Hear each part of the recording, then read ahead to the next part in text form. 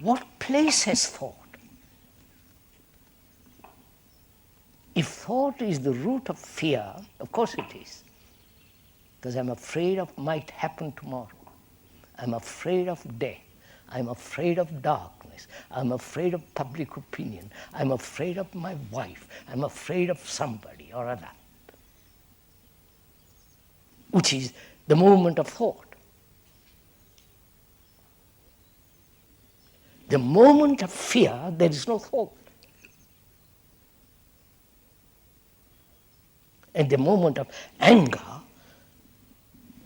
there is no saying, I have been angry. There is only state of that response.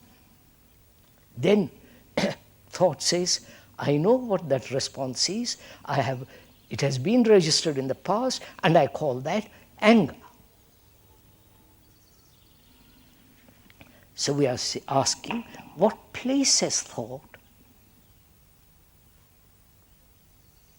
If thought creates fear, then what place has thought? In action. Because if we act from fear, as most people do,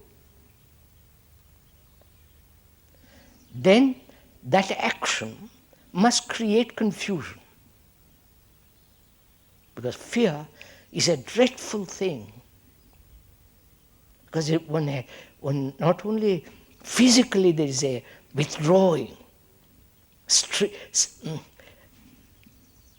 shrinking. Psychologically there is curling up inwardly. And when there is action from that, it must inevitably bring confusion, conflict, misery. So one must absolutely find out if fear can end. Absolutely, not occasionally escape from fear. The total, absolute ending of psychological fears. Because if psychologically there is freedom from fear, then one can deal with the physical pain quite easily. But when the psychological fear is strong, and the physical pain is also brings its own fear, then I'm in total confusion. So we are saying, what place has thought if fear is the result of thought? Do you understand my question? Thought, the word art means not painting and all that. It really means put everything in its right place. Huh?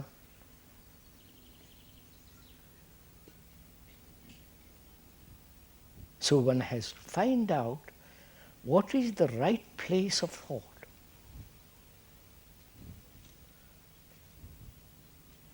Thought is necessary, otherwise you couldn't talk to each other, or you couldn't write a letter, you couldn't go to home, you couldn't do anything.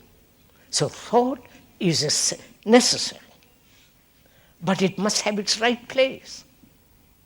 Otherwise, thought takes life, all the movement of life over, and creates extraordinary chaos, misery, confusion, division, because thought in itself is limited.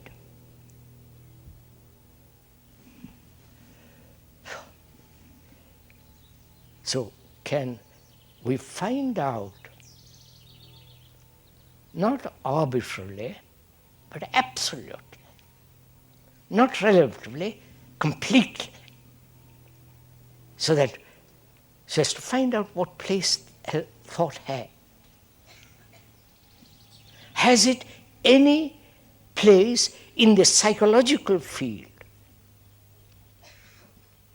or only it has place only in the daily activities of life, not in the psychological realm at all?